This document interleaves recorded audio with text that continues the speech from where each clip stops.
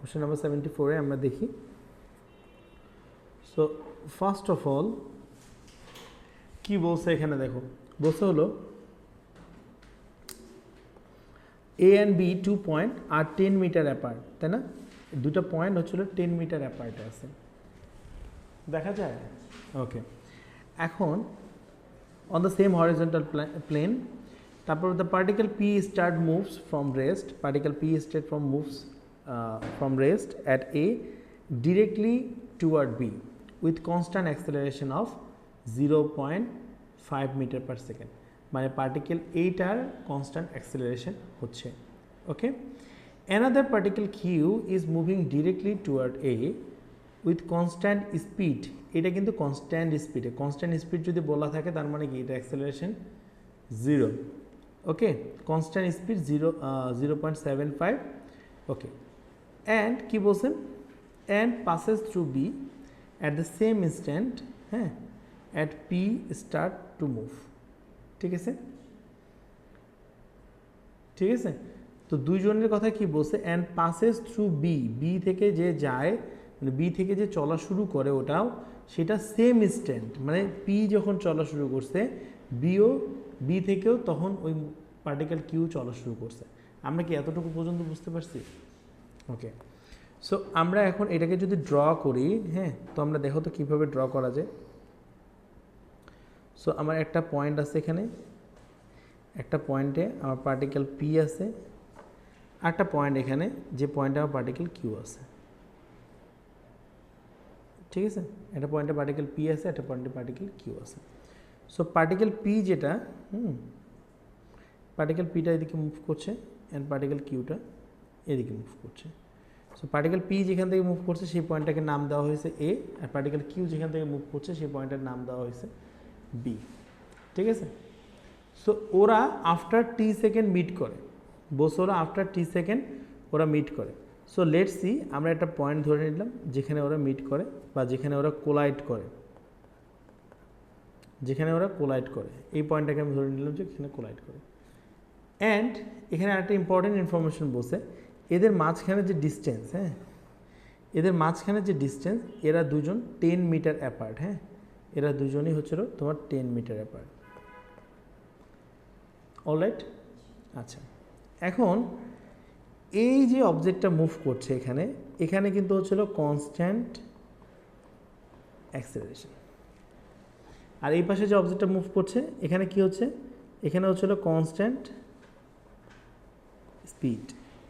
ওকে, আচ্ছা, সো খেয়াল করে দেখো, সো আমরা যদি ভ্যালুসগুলো এখানে লিখি, ভ্যালুসগুলো যদি আমরা এখানে লিখি, ইউ ইকোয়ালস টু কী ভ্যালু ছিল 0, টাইমের ভ্যালু এ যদি লিখি সেটা কি 0.5, আর বি এর জন্য যদি আমি ইয়াগুলো লিখি, সো বি এর জন্য কি 0.75।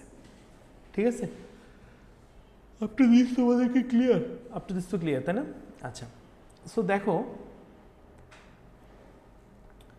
তো বেসিক্যালি ঘটনাটা কি এরকম না বাবা, আমি কি এভাবে করে বলতে পারি না যে এই দিকে পি যে ডিস্টেন্সটা মুভ করতেছে সেটার নাম দিলাম আমি এসপি, এই পি যে ডিস্টেন্সটা মুভ করতেছে সেটার নাম দিলাম আমি এসপি। ঠিক আছে, আর কিউ যে ডিস্টেন্সটা মুভ করতেছে সেটার নাম দিলাম আমি এস কিউ।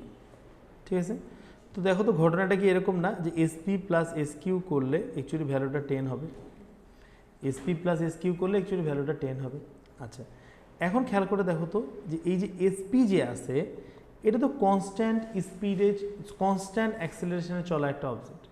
তো এখানে এসপি এর জন্য ইনিশিয়াল ভেলোসিটি দেওয়া আছে, অ্যাক্সেলারেশন এ দেওয়া আছে, এসপি এর ভ্যালু তো আমাদেরকে বের করতে হবে, টাইমের ভ্যালুও কিন্তু দেওয়া আছে যে টি সেকেন্ড পরে ওরা মিট করবে। তো এস এর ভ্যালুটা কি S equals to UT plus half AT square আমরা অ্যাপ্লাই করতে পারি না এখানে এসপি এর জন্য। অ্যান্ড এস কিউ যেহেতু এটা কনস্ট্যান্ট স্পিডে আসতেছে, S distance into time, distance into velocity, distance equals to velocity into time, বা S equals to V T formula apply করতে পারি না আমরা এখানে। সো এখানে আমরা অ্যাপ্লাই করলাম হলো ভি এর ভ্যালু তো হচ্ছিলো এখানে 0.75, আর টাইমের ভ্যালু হচ্ছিল টি, সব মিলে 10 হয়েছে। কনস্ট্যান্ট স্পিড থাকলে তো একটাই ফর্মুলা, তোমার মনে নেই আমি ফর্মুলা যখন দেখালাম তখন দেখালাম যে কনস্ট্যান্ট স্পিড থাকলে একটাই ফর্মুলা। এই যে আমাদের যখন কনস্ট্যান্ট স্পিড থাকে তখন একটাই ফর্মুলা শুধু, ঠিক আছে? ওকে ওকে, সো তাহলে এখানে আমরা এটা বের করতে পারি। হ্যাঁ, সো দেখো ইনিশিয়াল ভেলোসিটি যদি 0 ছিল তাহলে ইউটি এর ভ্যালু 0 হয়ে যাবে। সো এখানে থাকবে কি শুধু হাফ, এর ভ্যালু কত থাকবে, এর ভ্যালু 0.5 অ্যান্ড টাইমের value T square plus 0.75 into T equals to 10, ঠিক আছে? সো এটাকে যখন আমরা করব, এটা আসলে 0.25 T square plus 0.75 T equals to 10, ঠিক আছে? সো এটাকে সিম্পলিফাই করলে কি হবে, 25 দিয়ে যদি আমরা ডিভাইড দিই, তাহলে আসে হলো 0.25 দিয়ে যদি ডিভাইড দিই তাহলে আসে হলো T square plus 3t equal to 40, ঠিক আছে? সো সবগুলোকে যদি একপাশে নিই, T square plus 3t minus 40 equals to 0. So t square minus t square plus 8t minus 5t minus 40 equals to 0. So t যদি কমন নেই t plus 8 minus 5 যদি common নেই t plus 8 equals to 0. So t plus 8 যদি common নেই তাহলে কি থাকে, t minus 5 equals to 0. তাহলে টি এর একটা ভ্যালু কি আসে, টি ইকুয়ালস টু আসলে -8 এন্ড টি ইকুয়ালস টু আসলে 5. আমরা কি বুঝতে পারছি ম্যাথটা?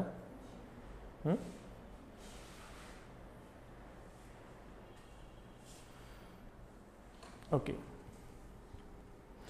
তো পরে দেখো, পরে আমাদের সেকেন্ড পার্ট, এটা কিন্তু ছিল আমাদের পার্ট 1, ঠিক আছে? পরে আমাদের সেকেন্ড পার্টটাতে কি বলছে,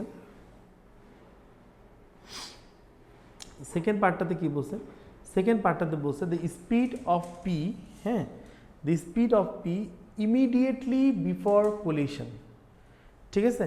মানে বিফোর কোলিশন বলতে কি, তোমার দেখো আমাদের টি এর ভ্যালুতে -8 কখনো হতে পারে না, তাহলে 5ই ধরতে হবে, তাই না? সো এই পি যে পার্টিকেলটা ছিল ফর পি যে পার্টিকেলটা ছিল, হ্যাঁ, এইটার কিন্তু initial speed U equals to ছিল 0, অ্যাক্সেলারেশন কী ছিল 0.5, ঠিক আছে? টি কী ছিল, টি ছিল হলো 5 অ্যান্ড ভেলোসিটি ভি এর ভ্যালু আমরা জানি না, ঠিক আছে? সো ফর্মুলাটা কী ছিল, V equals to U plus এটি।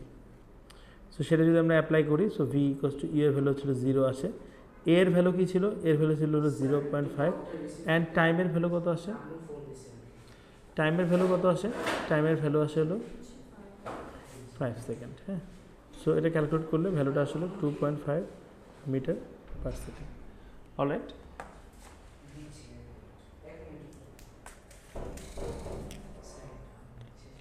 যাও।